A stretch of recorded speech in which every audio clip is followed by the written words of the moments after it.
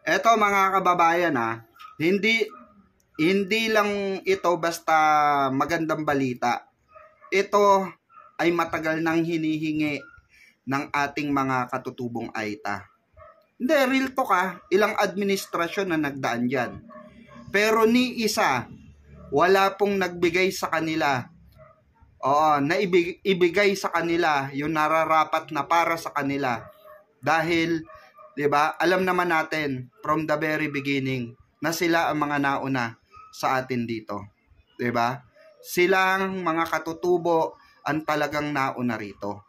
Kaya po sa pamamagitan po ng pagbibigay ng libreng lupa, okay? Para po sa mga katutubong AITA natin ay napakalaking ginawa po at napakalaking pasasalamat po ng ating mga katutubong AITA dahil finally sa administrasyon lamang po ng ating mahal na Pangulo nangyari ito.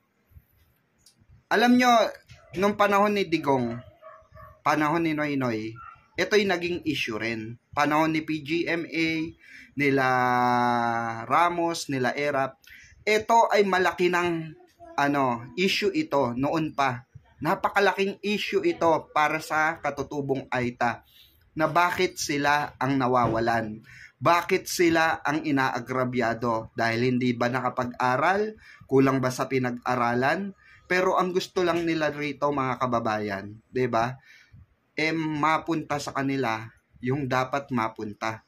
Alam naman natin, nasa gitna sila ng bundok na para silang alam niyo 'yun, pinandidirian.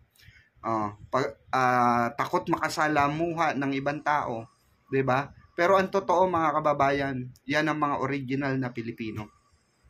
Sila ang original na Pilipino na nararapat lang na mapunta sa kanila yung dapat ibigay para sa kanila. Kaya tumugon ang ating mahal na Pangulong PBBM upang maibigay ang kanilang lupa, ang kanilang karapatan bilang indigenous people.